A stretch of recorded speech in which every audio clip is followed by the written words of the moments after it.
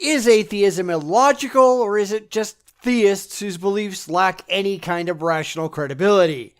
This time, we look at an ill-kempt Christian who doesn't seem to know much of anything about either. Is that any surprise? I don't think so.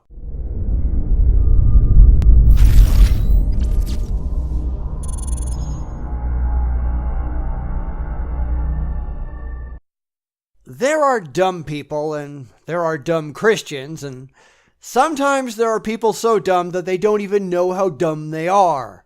Such is the case today as I take a look at a video by Adam Hovey where he tries to pretend that atheism lacks logic when all he does is prove just how irrational and ridiculous his own Christianity is. So let's take a look. Secret that I think atheism is incredibly stupid, because it is. Says the guy who starts his video in the middle of a sentence. Yeah, okay. Seems completely legit. And, the thing is, what bothers me is people, why does God allow children? Shut up. No. See, we have this little thing called freedom of speech in this country, and we don't have to shut up. But unlike you, I would never tell you to shut up. I would never tell you not to express yourself, no matter how bad you are at it. I might not agree with what you have to say. Hell, I can hardly even understand what you're saying, but I will fight to the death for your right to say it. Maybe that's because atheists are just better than you. Okay, I've already done videos that have dealt with this. But by that logic, where are all the atheist hospitals helping children? They're everywhere. But this is just a sign of this guy's ignorance because most hospitals are secular and built by non-religious charities. You can go back to the oldest hospital built in America in 1736, New York's now famed Bellevue Hospital, which was in fact a secular hospital, not built by any religious group. In fact, the vast majority of hospitals built in early America were not built by the religious, and that continues today. In America, as of 1999, which is the last statistic I could find, only 13% of hospitals are religious, totaling 18% of all hospital beds. Religion is responsible for 604 of 4,573 hospitals, and as should be no surprise, public welfare money goes to far more religious hospitals than it does to secular hospitals. 36% of their funding comes from Medicare versus 27% for secular hospitals. So religious hospitals, not really a surprise here, are a bigger drain on society than their non-religious counterparts. But hey, reality, that doesn't matter, does it? Where are all the atheist research centers trying to cure cancer? When it comes to scientists, the majority of American scientists, at least in the hard science, where cancer cures would come from, the vast majority are not religious. Now, I couldn't find any statistics specifically on cancer researchers, but when 93% of the scientists at the National Academy of Science are atheists, and that represents the pinnacle of science in America, I'd say you're just wrong. But please, by all means, continue ranting incoherently. Where are you? I don't care. Are you having a stroke? Because if you don't care, what the hell are you making a video for? Are you actively trying to look like an irrational idiot? Because if so, it's working. Oh, you can be good. No, you can't. Obviously we can, because prison entry statistics show that atheists are vastly underrepresented in the prison population, while the religious are vastly overrepresented. Not only can we be better than Christians, we demonstrably are. This is what I don't understand. So many people, claim, like the one chick who has the same last name as a friend of mine, and said, religion's just folk tales. Like, you don't know what that term means, do you? Then let's look at that term, shall we? According to the dictionary, a folktale is a story originating in popular culture, typically passed on by word of mouth. Okay, that's religion right there. Maybe it's you that doesn't know what the term means. Ever think of that? Or people, I'm about to take my bath. or people who don't know what they mean. Come back in a minute. I mean, you can say hi to everyone. Editing. Learn to edit. Then you won't look so ridiculous. Okay, but so it doesn't make any sense to me. Which doesn't stop it from being true. Maybe you're the one who doesn't make any sense. Did that ever cross your mind? It doesn't make any sense to anyone. Certainly not true, because it makes perfect sense to atheists. Granted, you don't really care about atheists, but that's your problem, not ours. Oh, everything just exists with nothing. There's no God because there's no suffering. You're a complete moron. Says the crazy guy with no personal grooming skills. Keep making your point. Go ahead. And yes, I'm going to say it. Atheists are morons. Atheism is stupid. Oh, atheist people are smarter than religious people. No, that's called confirmation bias, and you have to ask yourself who's the one doing the study. A lot of people, because there have been hundreds of studies performed since the 1930s which consistently show that as intelligence and education rise, religiosity tends to fall. You don't have to like it, but that doesn't change the research. Because, Jewish Ben Stein is such an idiot. Which really has nothing to do with anything. Ben Stein is an anecdote, not a statistic. But this goes back to something I've said before, where people will assume that because someone is smart at one thing, that they are therefore smart at everything. And that's not the case. Ben Stein or Ben Shapiro, they might be smart, but that doesn't mean they do useful things with that intelligence.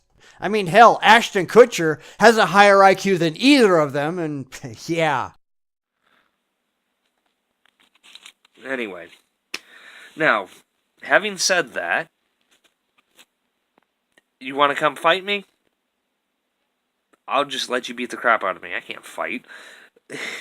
But here's the thing, is if you're an atheist, you have no reason to believe in the concept of justice. You have no reason to believe in the concept of mercy, to believe in the concept of good or evil, to believe in any such concept. Except for the demonstrable fact that all of those concepts come from humanity, not from some imaginary man in the sky. And that's really the thing. A lot of theists have tried to co-opt all of these purely human concepts and ascribe them to their nonsensical imaginary gods because it makes them feel better to think that all the good in the world comes from their imaginary friends, not from people. But I don't care what makes them feel good. I care what is demonstrably so in the real world. And their side has none of that. So, it's a little hypocritical for an atheist to say that evil has been done in the name of religion, which is true, but evil's also been done in the name of atheism. Communism? That's not evil done in the name of atheism. That's evil done in the name of communism. You can't find a single quote from Stalin or Mao or any other communist where they say that they're acting because of their atheism or out of any atheist precept. But you can find no end to quotes from Christians who say very clearly that their evil actions are done specifically because of their belief in God. Just ask Hitler. Oh, but no, the Soviets were true communists. Oh my goodness, shut up. I really don't care if they were true communists or not.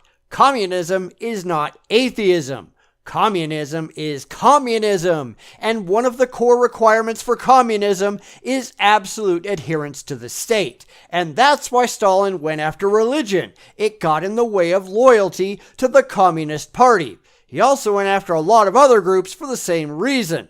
Christians kind of forget about that because it doesn't feed their narrative. And when Stalin realized that religion could be used to reinforce communism, he brought back the Russian Orthodox Church in 1943. But they don't talk about that either, mostly because these people are ignorant of history. You're only digging the hole deeper. Says the guy who clearly has no idea what the hell he's talking about. But sure, keep on digging, Adam. Keep digging. And at this point, I don't even care who I offend. If you're a Christian telling me, oh, you're not being charitable, well, first of all, I am being charitable. There's nothing more charitable than to try to prevent someone from going to hell.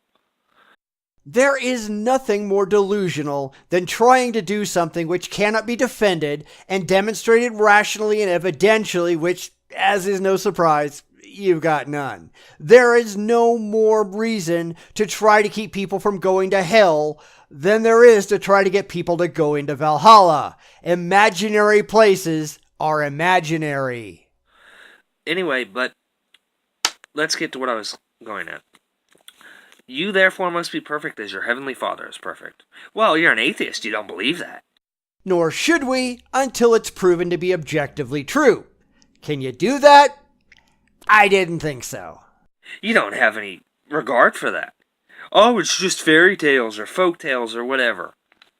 So what's the point in believing it? What's the point in doing it? You're just making our point for us. If you can't prove that any of this is real, what's the point of believing it or doing it? Do you have an answer? Or are you just going to keep convulsing incoherently on camera? What's the point of doing anything charitable if you're an atheist? Because we're the only ones around that can actually help. Talking to yourself and pretending you're talking to an imaginary friend doesn't accomplish anything. The fact is, atheists tend to be more charitable than the religious are. According to Gallup, 52% of Americans say they donated to charity in 2017. It doesn't matter if you're religious or not, the statistics are about the same.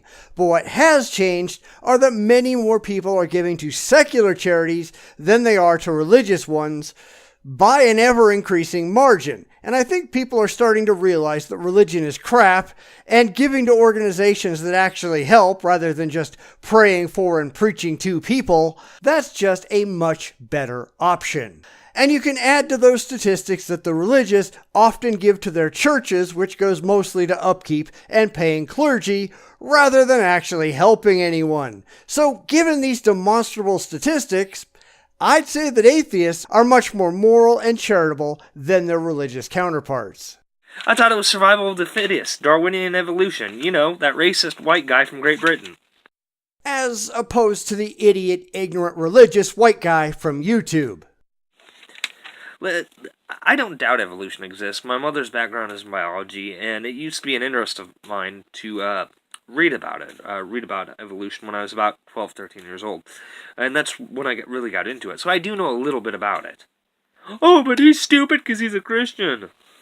Which seems to be the case. I think this qualifies as having just enough knowledge to be dangerous, but not enough to actually have any idea what the hell he's talking about. Well, that ties into what I just said about being perfect as your heavenly Father is perfect. Oh, but God doesn't exist. Yeah, he started reading the Bible, which I just skipped right over because ancient books of mythology are not impressive.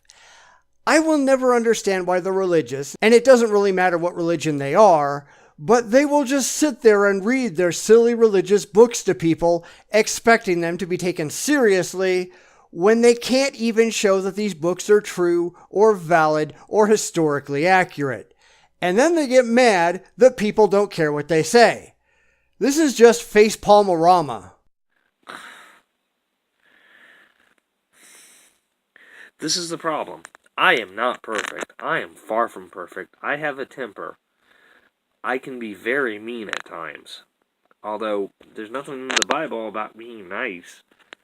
Of course there is. Here's just a short list of passages that tell Christians to be kind to their neighbors. Ephesians 4:31 through 32, Matthew 7:12, Luke 10:27, Luke 6:35, Colossians 3:12, Hebrews 13:2, Romans 12:10. I mean, I could go on and on and on. This guy is wrong. Being charitable, yes. Being reverent, being joyful, yeah, there's stuff in there about that. Being merry, even. There's stuff in there about that. But nothing says I have to be nice.